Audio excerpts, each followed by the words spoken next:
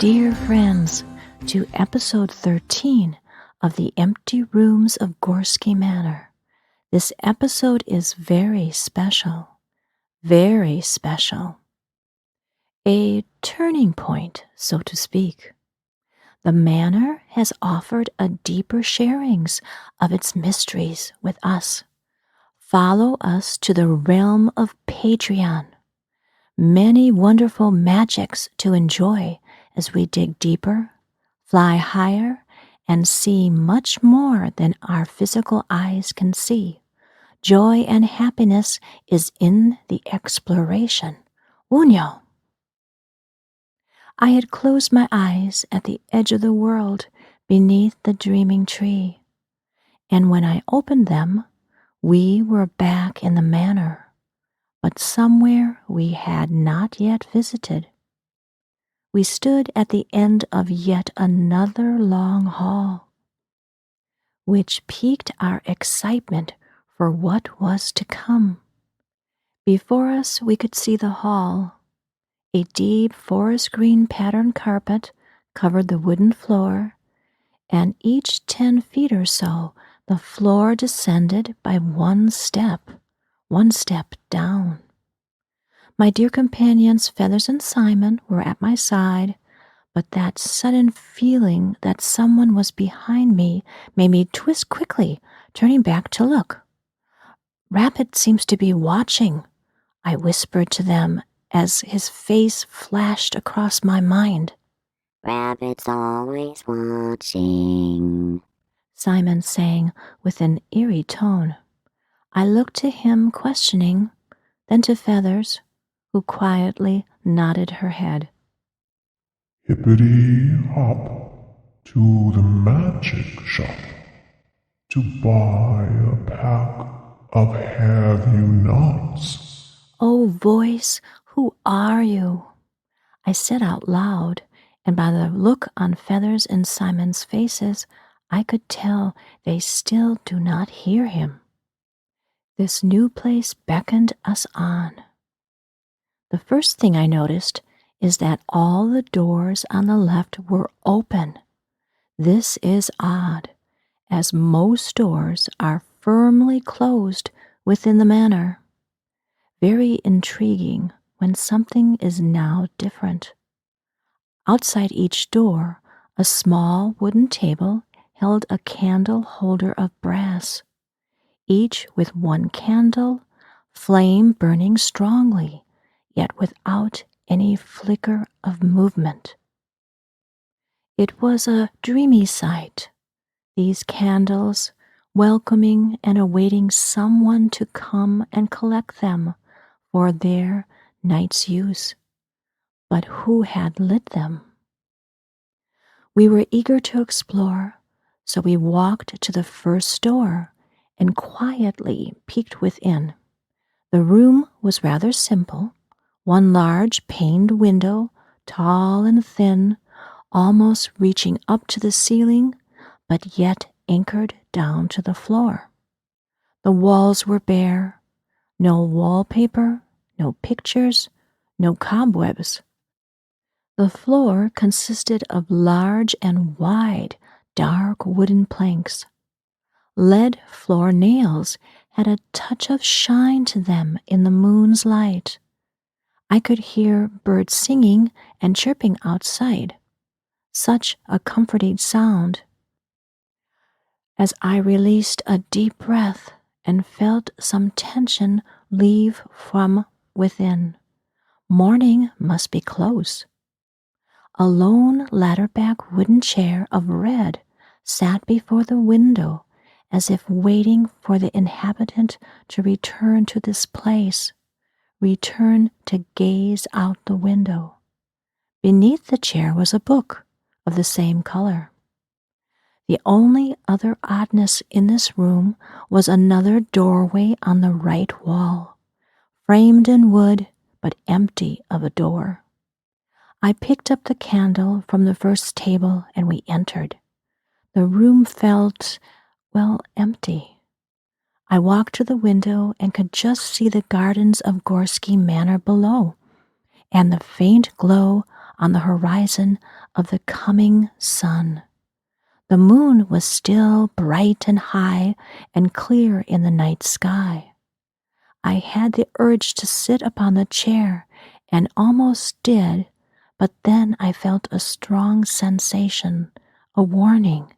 This was not my place to sit. I looked to the book and pulled it from beneath the chair. It was empty. No words, no title, just browning pages and musty from the ages? Where had that thought come from? We walked gently and softly on tiptoes to the doorway with no door, feeling we should not make a sound here. This was a place of contemplation, reverence, and healing. What we saw in the next room was the same as whence we had come, an empty room, tall window, empty waiting chair, and a book. I looked to Feathers and Simon, and they both shrugged as to what this place was. I was about to speak, but couldn't help covering my mouth with my hands.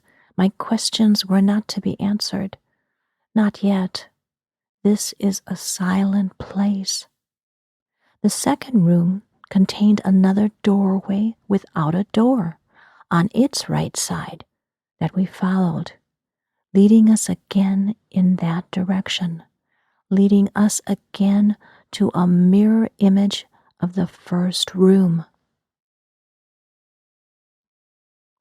We could see many more connecting doorways moving far into the distance before us, like the illusion you see in a room that has one mirror opposite another.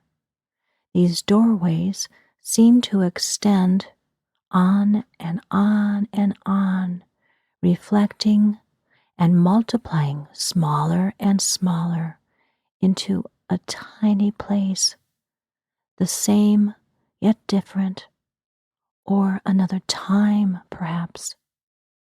We walked across the third room and peered into the fourth, hoping for something different, hoping for something to explain and make sense of these rooms, but it was exactly the same as the second and the first. And then the bells began to chime, quietly at first, making you think you didn't really hear them. Then within each round of the simple melody, the bells became stronger and louder. Instinctively, we all moved to a dark corner of the room and pressed ourselves against the wall, trying to fade into the shadow, eyes all wide to see what was to come, a mixture of fear and curiosity. Slowly, upon the chair in front of us, a mist began, small at first, then expanding, deepening, growing, becoming more solid with each ring of the bells.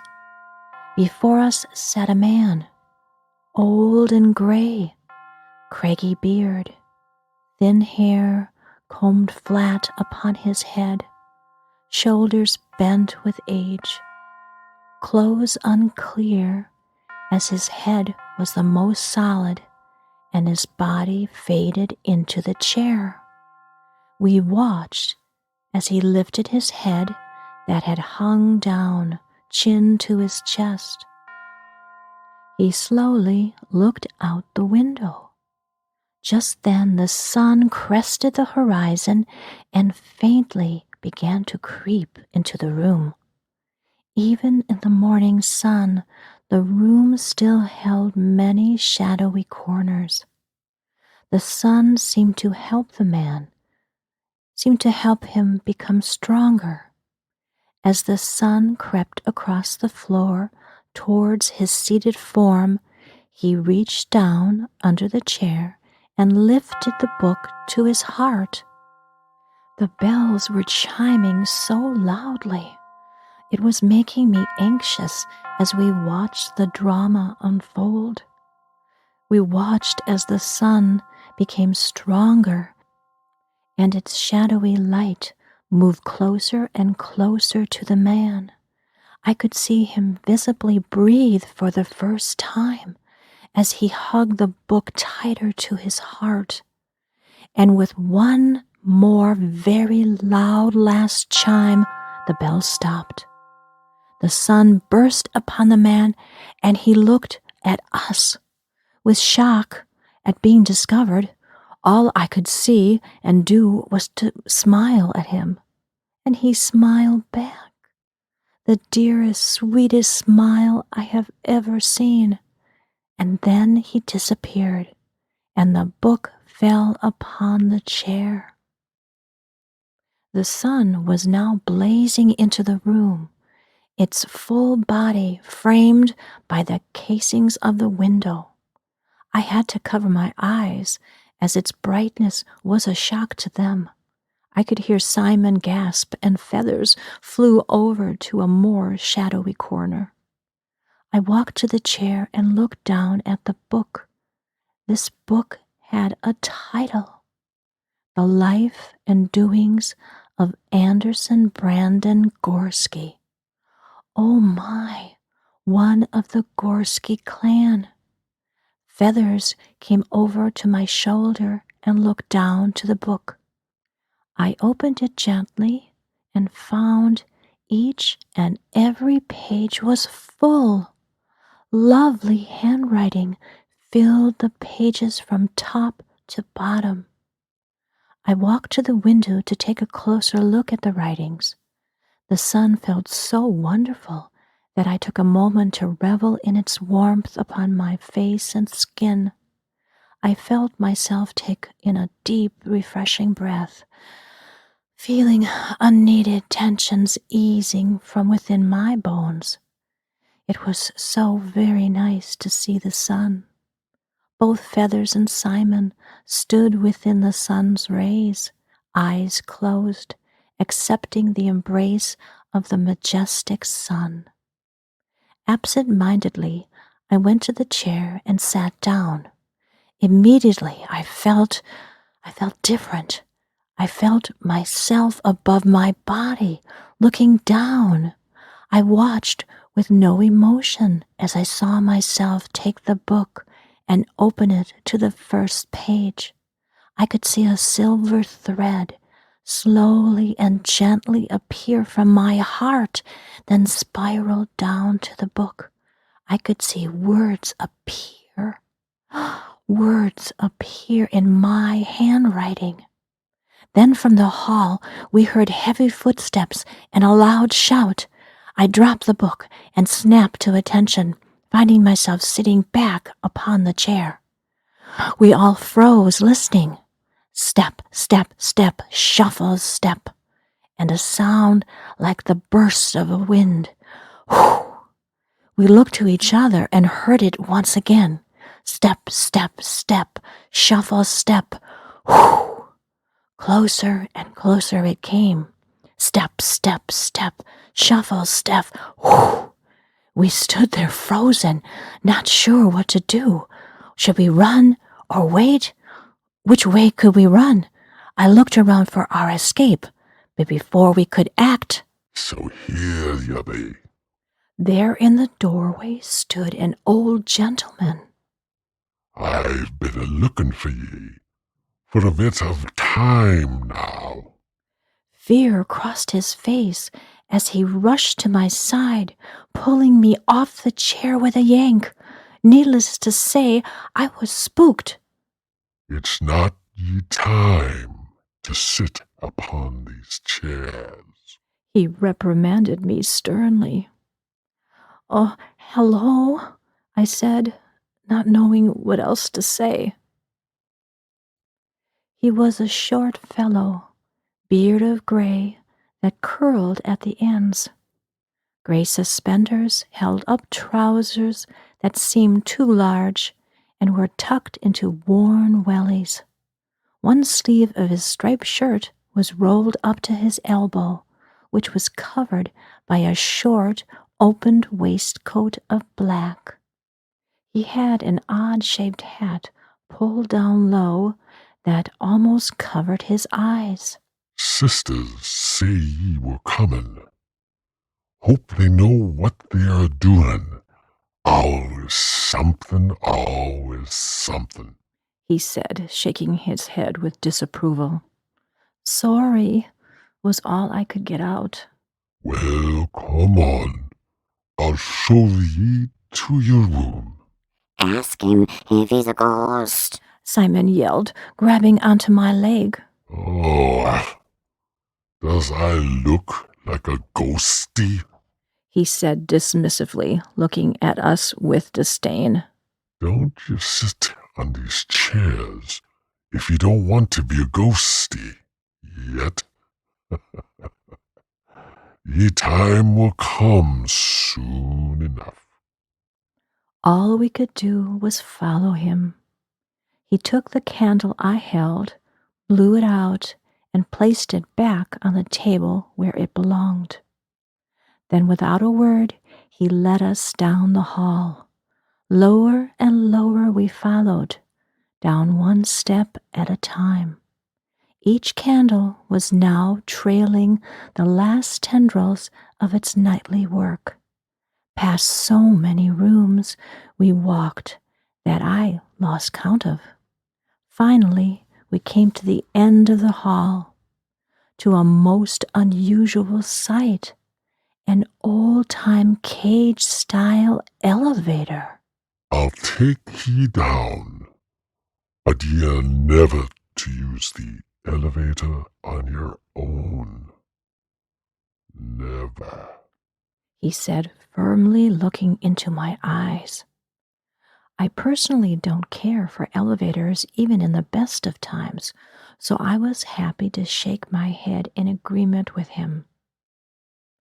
We slowly descended 3 floors, where the cage door opened slowly onto the grand entrance of Gorski Manor. Oh, it was beautiful beyond description. It absolutely took my breath away.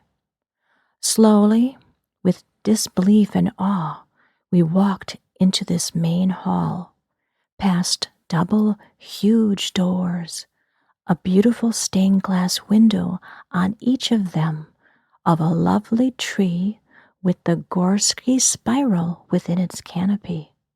The moon was on one door, the sun on the other. Again, large black and white checkerboard floors, but here they were laid in a spiral pattern.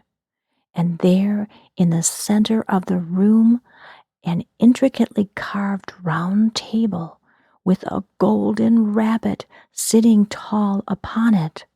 Oh, it's Rabbit, I said, coming close and inspecting the statue.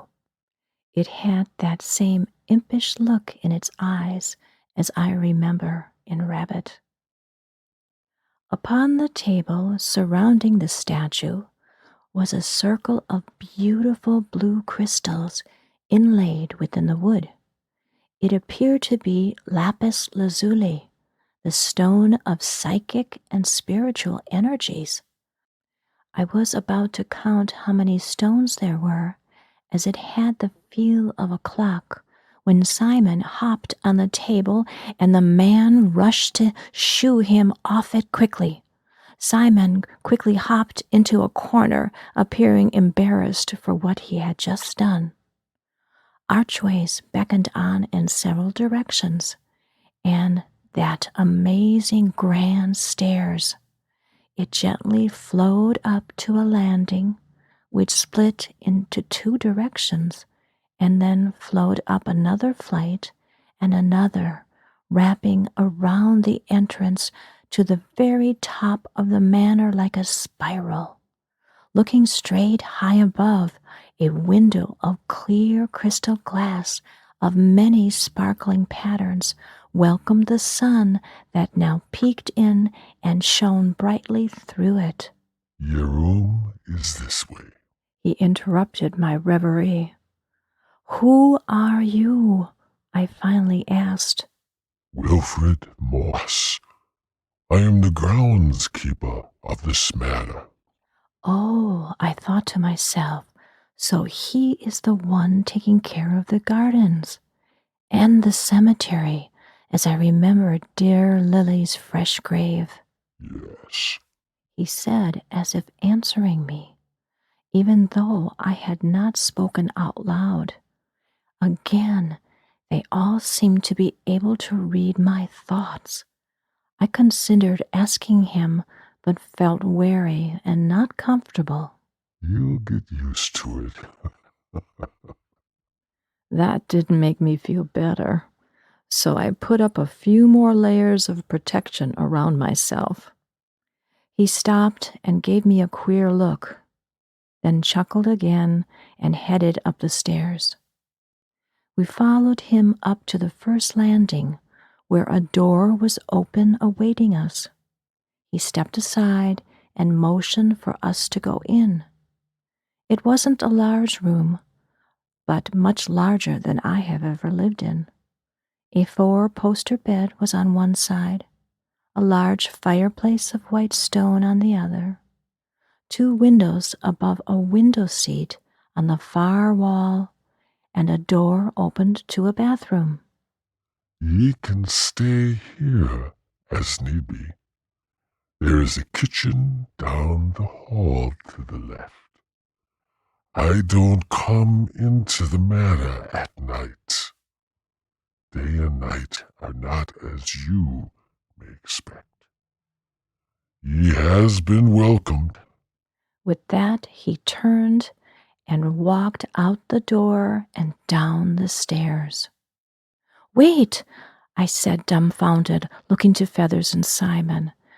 But they did not appear to be concerned, and had gone and curled up upon the bed, ready for a nap. I remembered this is the place where they live. They know what is safe and what is not. They must understand. "Thank you kindly," I yelled to his disappearing figure, already at the bottom of the stairs. He waved his hand in response, but did not turn around. Watch yourself. I heard him say in my head, and watched as he chuckled once again and disappeared into the manor. I went back into the room and found it had a lock and promptly used it. Feathers and Simon looked so cozy on the bed, and the sun was shining warmly upon it. I just had to join them, and fell fast asleep the moment my head touched the soft pillow. Look, see that frog upon the stairs. It looks at me with a weird stare. Its eyes make me think that of you. You cast your spell upon me too, upon me too. La la ho ho, la la la la lo.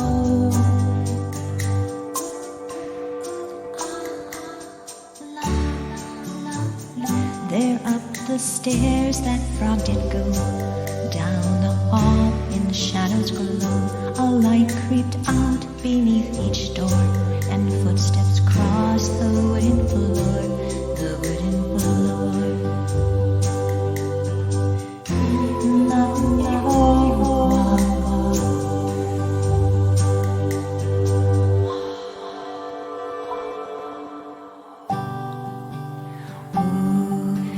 magic, magic in your hand. Do you know the spell, my friend?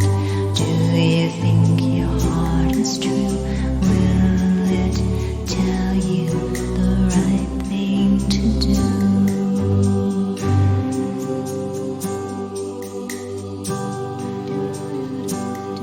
Look and see, the magic's here for you, telling you it's always true. As round and round and round we go, as round and round, as round and round and round. I thought I really should be scared, when a dark shadow touched my hair. The frog, he looked into my eyes.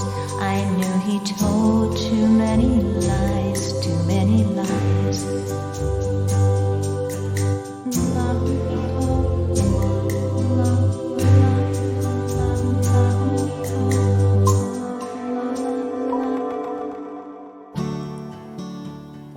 I watched as he opened his hand. He held my heart beating so grand. The spell he cast upon me then. What can I do? I need a friend. Need a friend.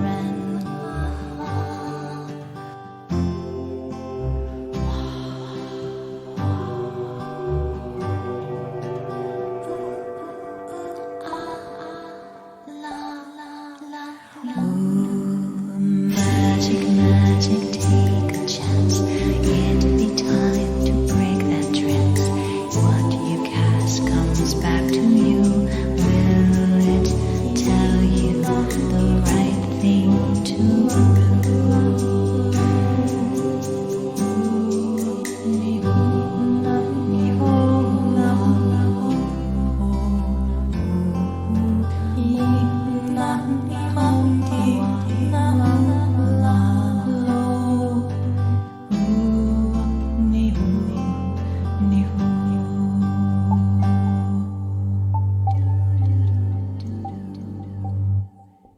I awoke from a strange dream, feeling concerned and agitated at what was shared.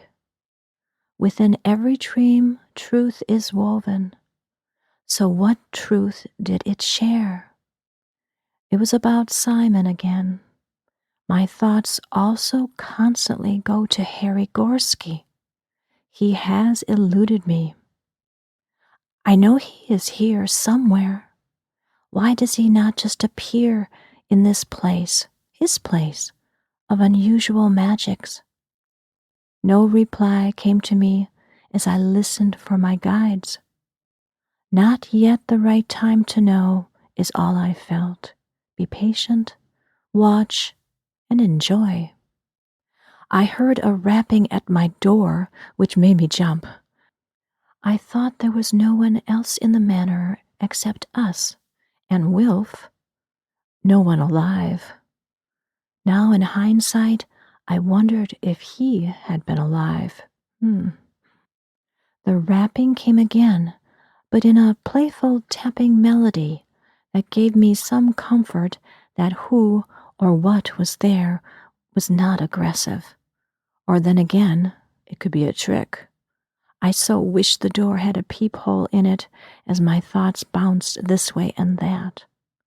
I grabbed my broom for protection and pressed my fingers to my lips for the waking Feathers and Simon to be quiet, as they now both sat up on the bed.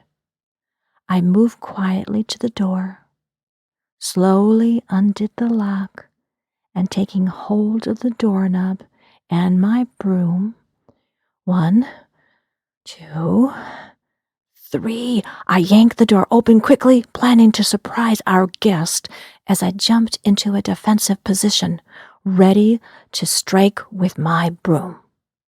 3 round ladies screeched in fright and nearly fell backwards, their brooms now held, ready for my attack. It was the sisters. Oh, my. Oh, we all released our tension with a great sigh in unison and burst into a laughter of relief. Oh, it was so nice to see them.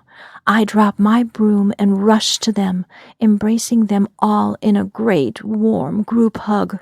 We jumped up and down like schoolgirls with joy and happiness. As we reluctantly released our hug, I heard something fall from them and roll onto the floor. I am so happy to see you all, I cried, wiping happy tears from my eyes. Thank you, dear listeners. This is the end of part 1 of this tale. Please join us for part 2. Blessings.